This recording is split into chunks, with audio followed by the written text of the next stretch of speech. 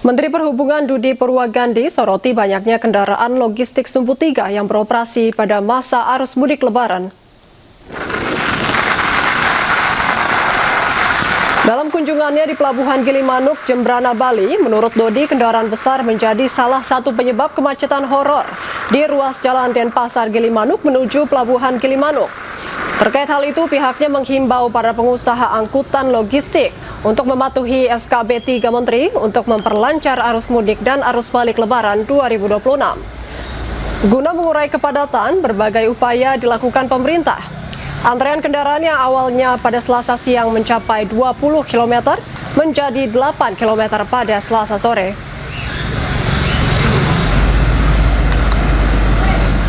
Adalah mengoperasikan kapal-kapal besar, kemudian juga mengoptimalkan buffer zone dan juga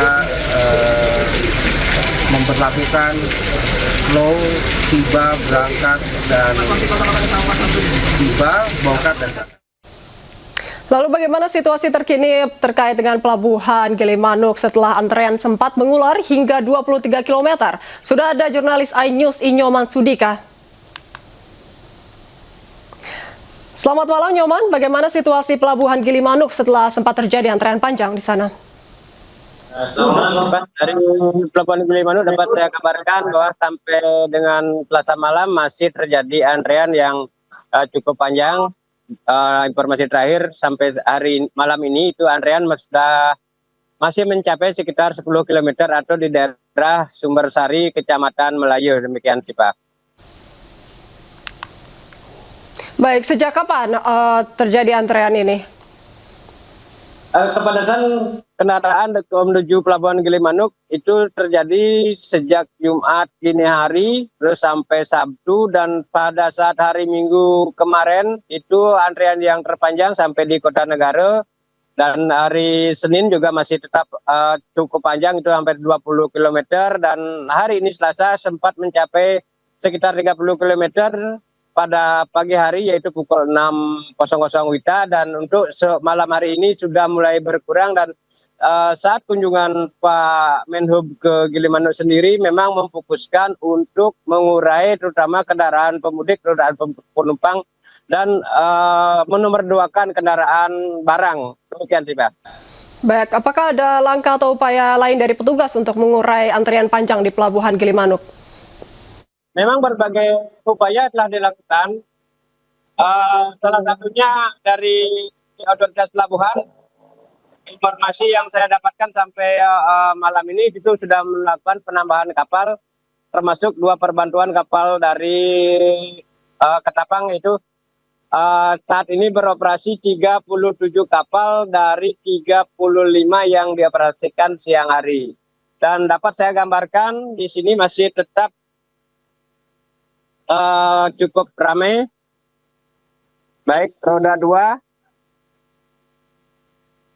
ini di dermaga MB3 sedang melakukan bongkar muat, di mana sepeda motor saat ini masih ramai lancar, mereka tertampung di dalam pelabuhan, tidak sampai ke dalam di luar. Tidak sampai di tenda di luar pelabuhan. Ini kondisinya seperti ini. Nah, sedangkan untuk kendaraan barang sendiri yang sebelumnya sempat dimasukkan ke dalam terminal kargo, saat ini sudah beberapa diangkut untuk menyeberang ke Pelabuhan Ketapang. Baik, Gimana sih Pak? Baik, selama proses angkutan penumpang atau selama antrean ini apakah ada kendala, Nyoman? Memang kendala yang dihadapi petugas di lapangan karena panjangnya antrian dan terbatasnya petugas, sempat beberapa kali kesulitan mengurai karena terjadi stuck gitu, kemacetan dari arah Gilimanuk maupun dari arah Denpasar karena banyaknya kendaraan yang mengambil jalur kanan. Demikian yang ini memperparah kondisi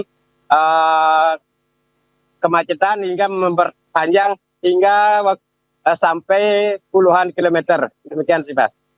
Baik, apakah sudah ada pembatasan kendaraan logistik sesuai SKB yang ditetapkan di lapangan? Untuk logistik dari siang tadi itu dilakukan pengalihan arus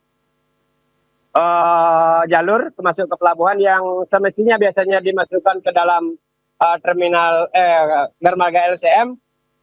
Untuk siang tadi itu dialihkan ke terminal kargo untuk sementara ditampung di sana menunggu giliran diberangkatkan. Dan pihak ASDP sendiri atau Polres Pelabuhan memang membagi ya, tidak semua kendaraan. Kalau dulu saat kondisi normal kapal LCM yang dilayani penyeberangan ke Tapang Gilimanuk memang dikhususkan untuk kendaraan logistik. Namun saat ini mereka juga dimanfaatkan untuk mengangkut para pemudik, terutama kendaraan roda 4 atau sejenis. Demikian sih, Pak. Baik, terima kasih atas laporannya, Nyoman dari Pelabuhan Gilimanuk. Selamat malam dan selamat bertugas kembali. Pelabuhan Gilimanuk macet panjang hingga 23 km. Maksud kami 23 km. Tingginya mobilitas di Pelabuhan Gilimanuk tidak sebanding dengan kapasitas dermaga dan jumlah kapal yang beroperasi.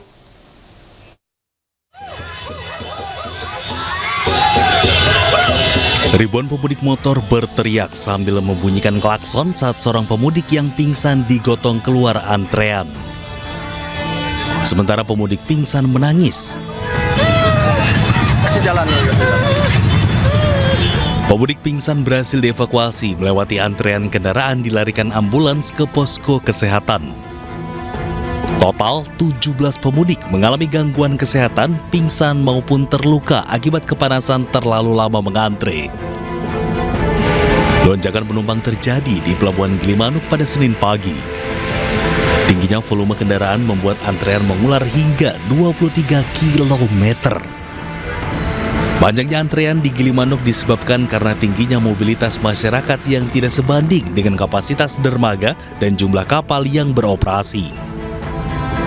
Akibatnya, antrean kendaraan menuju pelabuhan terus memanjang sejak akhir pekan. Polisi juga melakukan rekayasa lalu lintas untuk mengurai kemacetan di Gilimanuk. Polisi juga menyiapkan kantong-kantong parkir untuk menampung kendaraan yang menunggu giliran menyeberang, serta melakukan patroli untuk mencegah penyerobotan antrean kendaraan yang berpotensi memicu kemacetan dan konflik antar pengguna jalan. Kita sudah melakukan pengalihan ya, penarikan dari kakak, baik itu truk, kendaraan kecil, truk, bus, kita sudah melakukan rekayasa.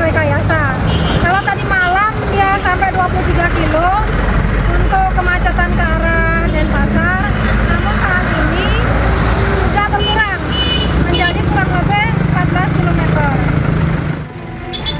Sementara itu, PT ASDP Indonesia Ferry Persero telah mengoptimalkan layanan penyeberangan Gilimanuk ke Tapang seiring meningkatnya mobilitas masyarakat pada momen Lebaran.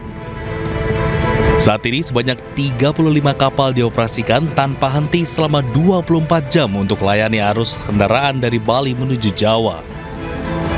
Selain penambahan jumlah armada, ASDP juga menerapkan pola operasional tiba bongkar berangkat untuk 6 kapal untuk mempercepat layanan di pelabuhan.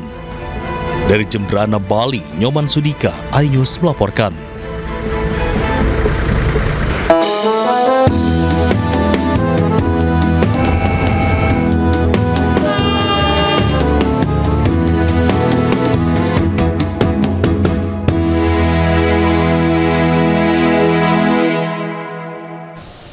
Kakor Lantas Polri Irjen Pol Agus Suryo Nugroho mengatakan sistem satu arah atau one way sudah mulai diberlakukan di sebagian tol Jakarta Cikampek. Sistem satu arah diberlakukan mulai hari ini dan bisa diperpanjang. Sepenggal tahap pertama di lokasi one way nasional sudah kita berlakukan mendasari dari arahan Bapak Kapolri, arahan Pak Menhub dan diskusi dengan Dirut Jasa Marga bahwa pada jam 12 ada bangkitan arus. Oleh sebab itu kami segera melapor kepada Bapak Kapolri untuk melakukan langkah-langkah sesuai dengan SKB. Jadi SKB itu tanggal 17 dan 18 itu akan dilakukan rekayasa lalu lintas. Jadi rekayasa lalu lintas yang pertama, one way lokal tersebut hanya dari kilometer 70 sampai kilometer 263. apakah malam ini nanti ada puncak arus, nanti kami akan koordinasi dengan Dirut Jasa Marga, manakala ada bangkitan arus lagi, kemungkinan nanti akan bisa kita perpanjang untuk one way-nya itu. Tetapi kalau sudah landai, nanti akan tetap kita evaluasi, karena malam ini juga di kilometer 55 hingga 70 kami lakukan kontraflow untuk bisa mengatur flow yang menuju ke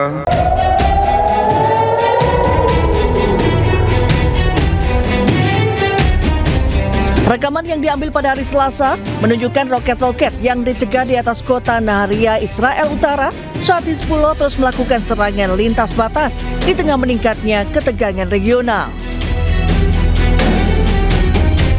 Video tersebut menangkap dua garis putih yang melintas di langit sebelum rudal pencegah dari sistem pertahanan udara menghantam roket yang datang menghasilkan semburan asap di udara.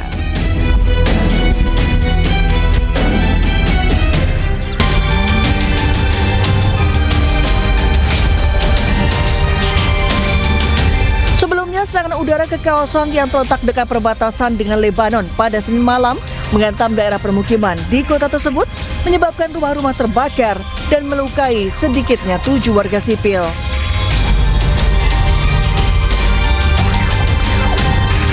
Hizbullah mengatakan serangan itu dilakukan sebagai balasan atas pembunuhan pemimpin tertinggi Iran Ali Khamenei pada 28 Februari lalu.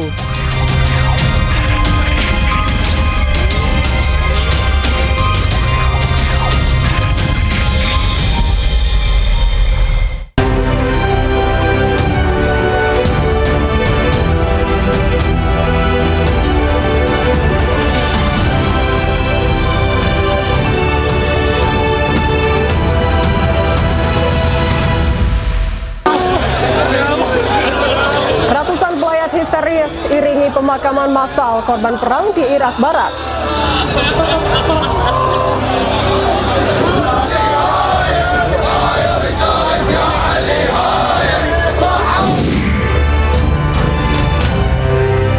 Hamin 3 jelang Lebaran, arus pemudik di Tol MBZ Karawang menuju Bandung padat.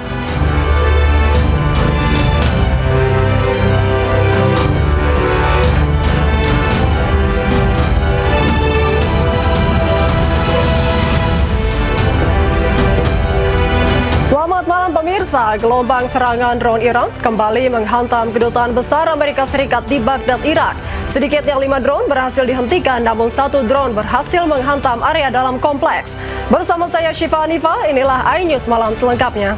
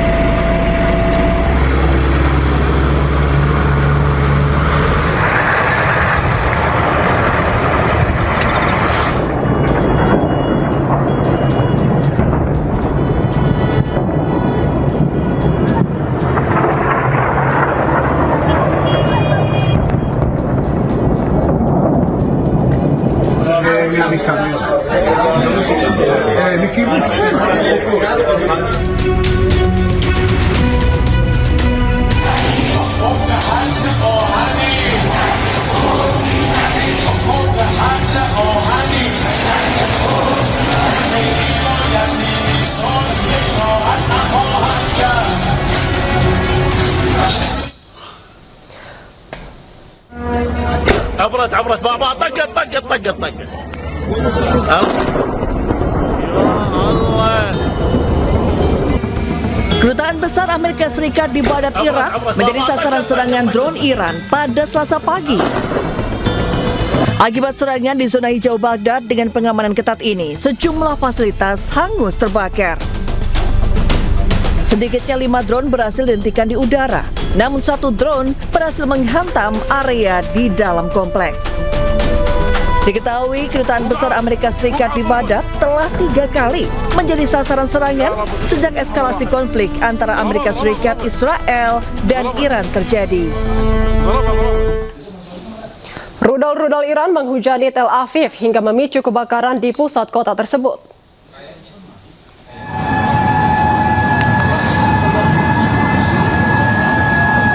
Kebakaran meluas di pusat kota Tel Aviv setelah rudal yang diluncurkan dari Iran dilaporkan menghantam kota tersebut. Selain membakar bangunan, sejumlah kendaraan juga hangus terbakar hingga membuat situasi di kota tersebut menjadi chaos. Media Israel melaporkan kebakaran masih terjadi di beberapa titik di Tel Aviv.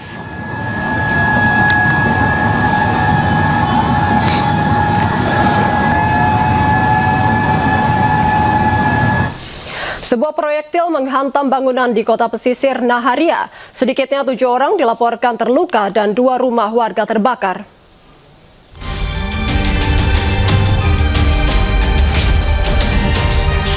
Peristiwa tersebut memicu kebakaran hebat. Petugas darurat segera memadamkan api dan mengevakuasi korban di lokasi kejadian. Hingga kini otoritas Israel masih menyelidiki sumber kerusakan, termasuk apakah kebakaran dipicu hantaman rudal langsung atau serpihan sistem pencegat milik Israel.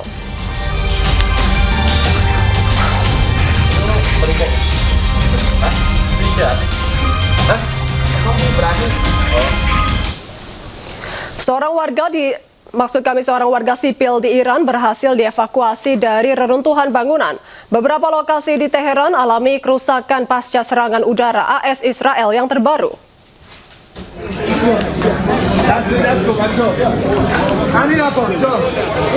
Petugas Bulan Sabit Merah Iran menyelamatkan seorang pria muda dalam keadaan hidup. Korban ditemukan di antara reruntuhan bangunan.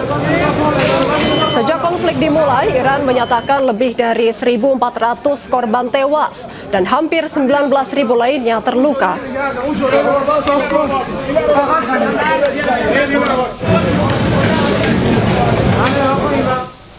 Isu tewasnya Perdana Menteri Israel Benjamin Netanyahu kian santer.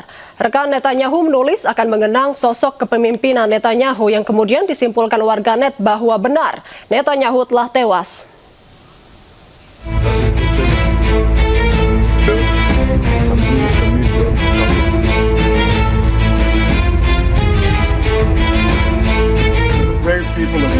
Isu tewasnya Perdana Menteri Israel Benjamin Netanyahu kian santer. Lama tak muncul secara resmi di depan awak media, terbaru pada 17 Maret 2026 Netanyahu kembali muncul. Netanyahu memberikan ucapan selamat Festival Cahaya, membantah isu kematiannya akibat serangan Iran. Sebelumnya pada 16 Maret 2026, unggahan Netanyahu di akun pribadinya menyita perhatian publik. Ia muncul menyapa warga di sekitar kedai kopi. Namun lagi-lagi warganet dibuat curiga dan menuding video yang dibagikan dibuat dengan artificial intelligence atau AI. Kecurigaan bahwa Benjamin Netanyahu tewas kian mengerucut. Rekan Netanyahu di akun X menyebut sosok Benjamin Netanyahu, Perdana Menteri Israel, akan dikenang dalam sejarah. Warganet pun kini mempertanyakan maksud dari cuitan rekan Netanyahu yang menyebut sosok Netanyahu akan dikenang. Karena jika mengenang sosok seseorang, bisa diartikan orang tersebut sudah tiada. Keberadaan Perdana Menteri Israel dipertanyakan publik setelah kemunculannya menuai kecurigaan. Warganet bahkan membagikan hasil kecanggihan artificial intelligence atau AI mengganti wajah Netanyahu dengan tokoh lain.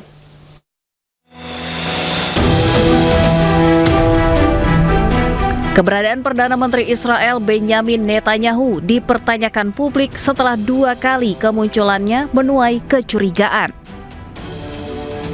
Dalam video yang diunggah pada 12 Maret 2026, Benyamin Netanyahu muncul ke publik usai dikabarkan terluka dan tewas akibat serangan Iran. Namun publik dibuat curiga dengan bentuk gigi, hidung, dan jumlah jari yang tak wajar hingga menyebut video Netanyahu tak asli, dibuat dengan artificial intelligence atau AI.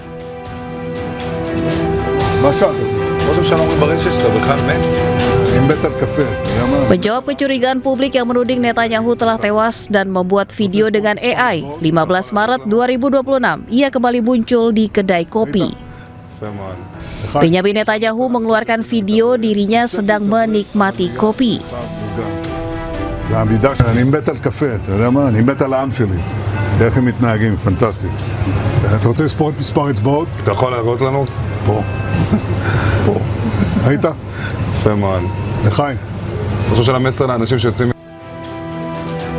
Namun dugaan bahwa Perdana Menteri Israel Benyamin Netanyahu telah tewas malah semakin menguat usai ia merilis video di kedai kopi. Warganet membagikan hasil dari artificial intelligence atau AI dengan berbagai wajah tokoh yang berbeda, mulai dari Presiden Prancis hingga Presiden Ukraina. Sebelumnya rumor Netanyahu tewas disebarkan media Iran setelah beberapa hari Netanyahu tak muncul ke publik. Setelah kemunculan video Perdana Menteri Israel Benyamin Netanyahu yang dipertanyakan publik, muncul video sindiran di media sosial yang menampilkan pemimpin tertinggi baru Iran Mojtaba Khamenei yang juga diduga hasil rekayasa AI.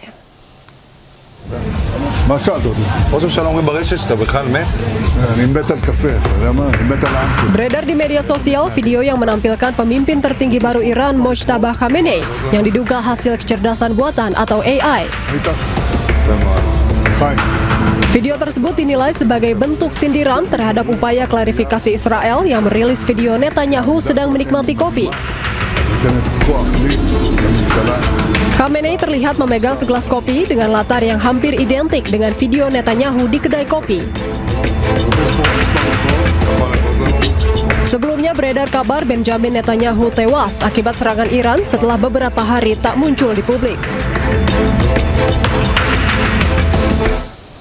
Israel mengklaim 2 pembunuhan tingkat tinggi terhadap Sekretaris Dewan Keamanan Nasional Iran Ali Larijani dan Komandan Basij Gholam Reza Soleimani.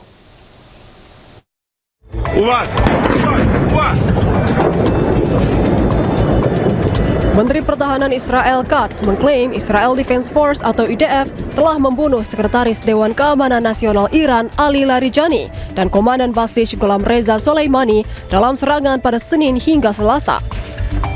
ראש הממשלה בנימין נתניהו ואני הנחינו את צה"ל להמשיך ולצוד את הנהגת משטר הטרור והדיכוי באיראן ולגדוע שוב ושוב את ראש התמנון ולא לתת לו לצמוח. נשיא ארצות הברית דונלד טראמפ דיבר על קצב התחלופה הגבוה של מנהיגות איראן. כאשר יפציע הבוקר בשעון וושינגטון, נעדכן אותו שקצב התחלופה הגבוה נמשך ואף מתגבר בעקבות סיכול 2 מהבכירים ביותר שנותרו. התקלתי כעת על ידי הרמטכ"ל שמזכיר המועצה לביטחון לאומי לריג'ני וראש הבסיג' זה גוף הדיכוי המרכזי של איראן שממונה על הטבח במפגינים. Meski begitu, hingga kini Iran masih belum memberikan komentar terkait kedua klaim tersebut. Sebelumnya, Amerika Serikat dan Israel melancarkan serangan terhadap Iran pada 28 Februari lalu. Teheran membalas dengan serangan terhadap Israel dan aset AS di wilayah tersebut. Konflik di Timur Tengah meluas dan masih berlangsung. 3 hari jelang Hari Raya Lebaran, ruas tol Cikampek Palimanan terpantau arus lalu lintas ramai lancar.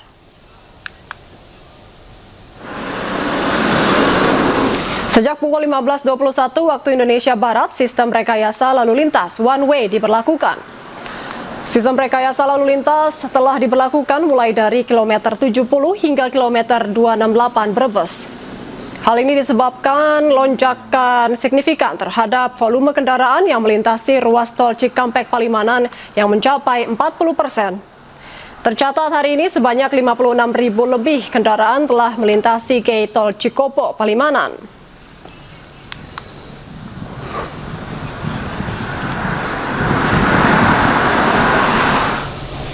Pemirsa Pemirsa, sejumlah arus tol sudah memberlakukan sistem kontraflow untuk mengurai kepadatan kendaraan. Dan untuk mengetahui situasi lebih lanjut, sudah ada rekan kami Naura Syafiqah di gerbang tol Cikatama, kemudian ada Jessica Winoto di gerbang tol Cipali, Cirebon, Jawa Barat, dan Anissa Rizkia di gerbang tol Kalikangkung, Semarang, Jawa Tengah.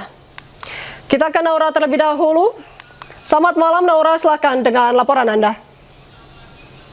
Malam Syifa dan pemirsa, pada hari ini untuk rekayasa lalu lintas sudah diterapkan sebanyak 2 macam di gerbang tol Cikampek Utama, yaitu ada dari sistem kontraflow dan juga one way, di mana memang untuk one way tadi sekiranya sudah dimulai pada pukul 15 waktu Indonesia Barat, di mana untuk sistem one way ini dimulai dari kilometer 70 atau tepat sekali setelah tap in di gerbang tol Cikampek Utama menuju ke kilometer 263 ruas tol Pejagan, Jawa Tengah. Dan kalau misalnya kita lihat memang untuk saat ini kontraflow tadi beberapa jamnya lalu juga sudah dimulai, di mana kontraflow ini sudah dimulai dari kilometer 47 lalu lanjut di kilometer 70 di Cikampek. Dan kalau misalnya kami melihat untuk situasi saat ini di kontraflow yang tadinya semula ini ada satu jalur, sekarang sudah bertambah dan persiapan untuk membuka di jalur keduanya untuk kontraflow. Dan ini juga bersama dengan adanya titik awal, di mana titik awal ini nanti untuk kontraflow akan lebih maju, yaitu di kilometer 36, karena mengingat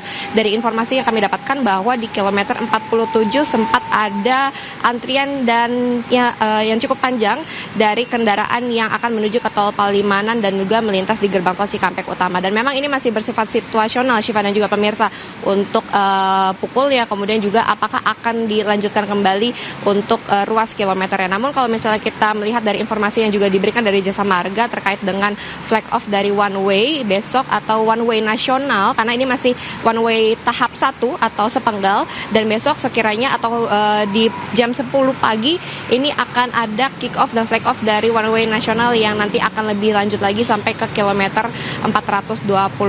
Dan ini kami masih memantau terus untuk para pemudik bisa terurai untuk kemacetan, karena memang untuk saat ini sebenarnya masih ramai dan juga lancar untuk gerbang tol Cikampek Utama. Sementara itu Syifa, kembali ke studio. Terima kasih Naura atas laporannya. Kita kini beralih ke Jessica. Selamat malam Jessica, apakah terjadi kepadatan kendaraan di tol Cipali? Ya, selamat malam Syifa dan juga pemirsa. Untuk kondisi terkini arus lalu lintas di ruas tol Cikampek Palimanan, tepatnya sempat saya melaporkan di kilometer 207, terpantau arus lalu lintas masih ramai lancar, walaupun semakin malam semakin banyak sekali kendaraan yang melintasi area ruas tol Cikampek Palimanan. Yang mana informasinya bahwa sejak sore tadi, tepatnya pada pukul 15.21 waktu Indonesia Barat, sistem rekayasa lalu lintas one way telah diberlakukan hingga saat ini. Yang mana informasi kami dapatkan juga, Syifa dan juga pemirsa, dapat kami sampaikan bahwa sejak pukul 7 malam waktu Indonesia Barat terpantau sudah ada 56.000 lebih kendaraan yang telah melintasi tol Cikopo Palimanan menuju Cirebon. Yang mana ini menunjukkan lonjakan yang sangat signifikan hanya setelah beberapa jam setelah dari pemberlakuan sistem one way, naik 15.000 kendaraan yang melintasi tol Cikopo Palimanan, yang mana sebelumnya pada pukul 3 sore tadi terdata baru ada 41.000 kendaraan, sehingga ini ada selisih atau peningkatan sekitar 15.000 kendaraan yang melintasi tol Cikopo Palimanan menuju Cirebon. Lalu Syifa dan juga pemirsa, dapat kami sampaikan bahwa informasi sampai kapan sistem one way ini diberlakukan kami belum mendapatkan informasi lebih lanjut, tetapi untuk informasi sistem one way ini dimulai dari kilometer 70 hingga saat ini hingga kilometer 268 Brebes, sehingga bagi para pemudik maupun calon pemudik dapat selalu memperhatikan kendaraan Anda dalam kondisi yang prima, dan juga untuk selalu menjaga kesehatan. Bila mana sudah merasa lelah dan juga merasa mengantuk, langsung mencari rest area terdekat Anda untuk beristirahat sejenak, dan untuk selalu menjaga kecepatan dan jaga jarak kendaraan Anda dengan kendaraan lainnya. Syifa. Baik, terima kasih Jessica. Kini kita beralih ke Anissa. Selamat malam Anissa, apakah terjadi penumpukan kendaraan di gerbang tol Kalikangkung?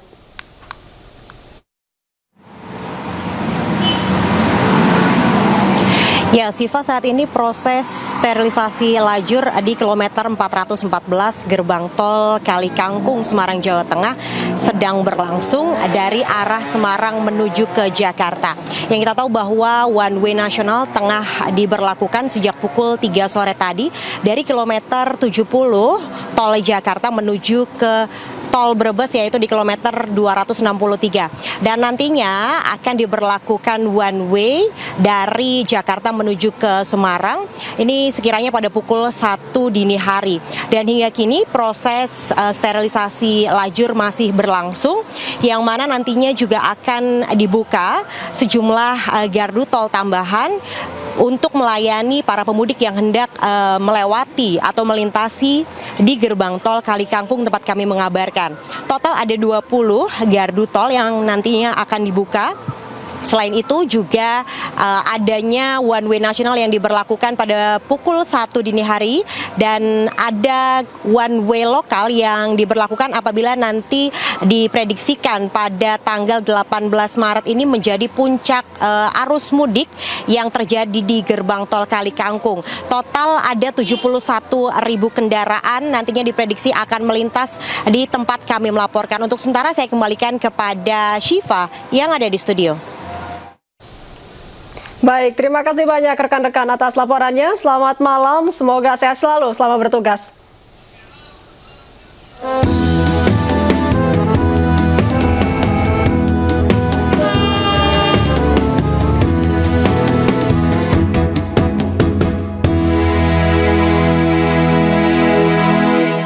Jalur Jakarta Cikampek dan ruas tol MBZ dipadati ribuan kendaraan pemudik. Antrean kendaraan mengular hingga 9 km. Ribuan kendaraan mengular panjang dan hanya dapat melaju dengan kecepatan 5 hingga 10 km per jam. Hal malam ini terjadi lonjakan volume kendaraan dibandingkan hari-hari sebelumnya. Panjang antrean kendaraan mencapai 9 km. Kendaraan didominasi mobil pribadi dari arah Jakarta menuju gerbang tol Cikampek. Kepadatan terparah terjadi di kilometer 47 hingga kilometer 58. Untuk mengurai kemacetan, Polres Karawang merekayasa lalu lintas dengan memperlakukan kontraflow dari kilometer 55 hingga kilometer 70. Puncak arus mudik diperkirakan terjadi besok seiring cuti bersama dan libur nasional.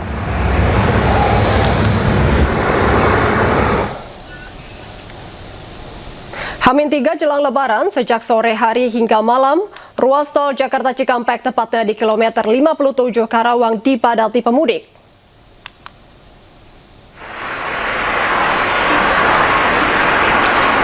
Sejak pukul 4 sore, sistem one way atau satu arah dari arah Jakarta mulai diberlakukan. Sistem rekayasa dimulai di kilometer 70 hingga 236 dan kontraflow diberlakukan dari kilometer 48 hingga 70. Pemberlakuan one way ini diambil untuk mengurai kepadatan tanpa harus menunggu jumlah kendaraan yang melintas mencapai 8.500 kendaraan per 1 jam selama berturut-turut.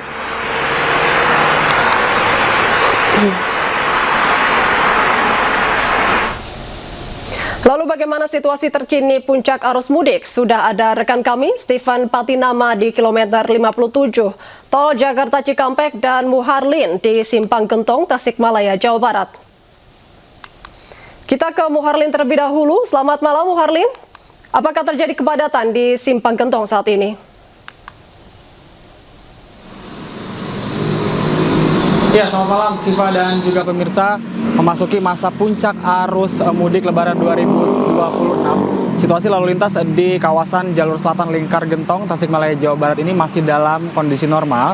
Yang mana namun kami tadi selepas waktu berbuka puasa, kami sempat memperhatikan sudah mulai meningkat mobilitas dari kendaraan, mulai dari kendaraan roda 4, kendaraan roda 2, dan juga bus-bus pengangkut penumpang yang sudah mulai melintas di kawasan Lingkar Gentong yang mulai dari arah Jawa Barat menuju ke daerah Jawa Tengah. Yang mana jalur Lingkar Gentong ini sendiri memang menjadi jalur pilihan favorit bagi sebagian besar masyarakat yang akan melakukan perjalanan, khususnya mereka yang berasal dari sejumlah daerah di Jawa Barat seperti dari Garut, Bandung, Ciamis, Tasikmalaya hingga menuju ke sejumlah daerah di Jawa Tengah. Terkait dengan prediksi dari puncak arus mudik di Lingkar Gentong ini sendiri, kepadatan atau lonjakan kendaraan akan terjadi pada 2 hari sebelum Hari Raya Idul Fitri. Untuk itu kami menghimbau bagi para pengendara atau pemudik yang akan melintas di jalur ini agar mereka berpergian di jauh-jauh hari sebelumnya jika terlebih mendekati waktu Hari Raya Idul Fitri agar guna menghindari kemacetan yang memang sering terjadi di kawasan jalur selatan Lingkar Gentong ini. Dan untuk mengantisipasi jika terjadi kemacetan di Lingkar Gentong ini, pihak kepolisian dari Polresta Tasikmalaya sudah memberlakukan sejumlah rekayasa lalu lintas maksud kami, yang mana salah satunya adalah akan melakukan sistem satu arah atau one way dari arah Jawa Barat menuju ke arah Jawa Tengah. Selain itu juga pihak kepolisian juga di sepanjang jalur Lingkar Gentong ini sendiri sudah memasang sejumlah CCTV untuk memantau keamanan, keselamatan dan lalu lintas pemudik.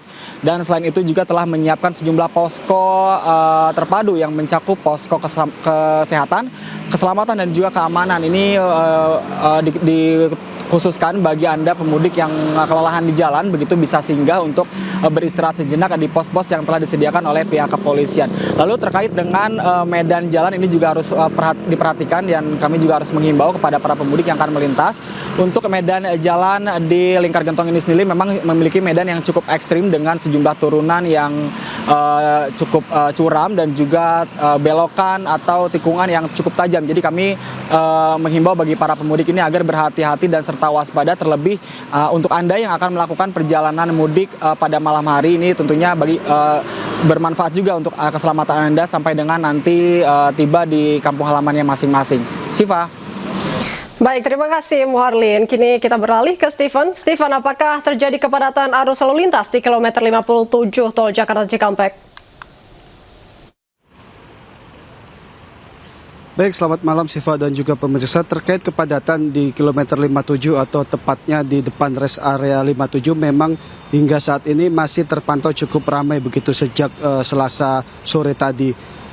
Saat ini memang volume kendaraan mulai meningkat dibandingkan tadi selepas buka puasa dan selepas sholat tarawih begitu. Saat ini sejak pukul 11 malam tadi terlihat peningkatan juga mulai terjadi kembali begitu dengan arah tujuan ke gerbang tol Cikampek Utama dan terus melanjutkan ke arah Cipali dan juga jalur Trans Jawa.